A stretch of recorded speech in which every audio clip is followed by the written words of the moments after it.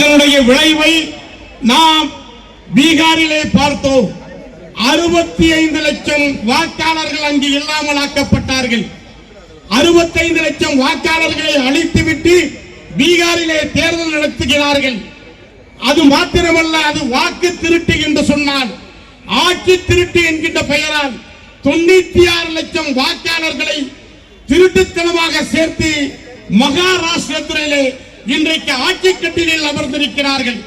ஆகவே பாரதிய ஜனதா கட்சியினுடைய அரசு இன்றைக்கு எப்படி ஆட்சி கட்டிலில் அமர்கிறார்கள் என்பதற்கு இந்த ஆட்சி திருட்டு ஒரு உதாரணமாக இருக்கிறது.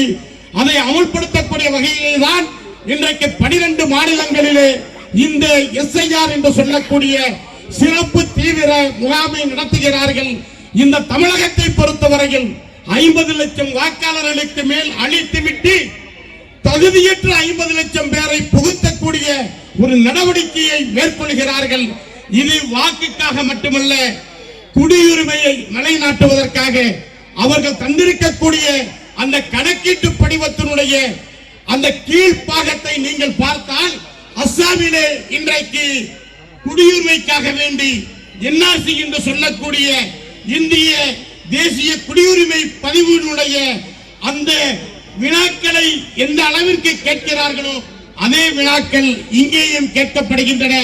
ஆகவே தேர்தலுக்காக மட்டுமல்ல, வாக்காளர்களை அழிப்பதற்காக மட்டுமல்ல, குடியுரிமையை நிலைநாட்டுவதற்காக இப்படிப்பட்ட ஒரு கீழ்த்தரமான நடவடிக்கைக்கு பாரதிய ஜனதா கட்சியினுடைய தூண்டுதல் துணையோடு தேர்தல் ஆணையம் செயல்படுவதை எதிர்த்து இன்றைக்கு களமிறங்கி இருக்கின்றோம்.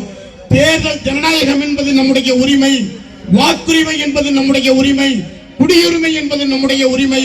அதை எந்த காலத்திலும் விட்டுக் கொடுக்க மாட்டோம். ஆகவே எப்படிப்பட்ட முடிவுகளை அவர்கள் மேற்கொண்டாலும் அதை தகர்த்து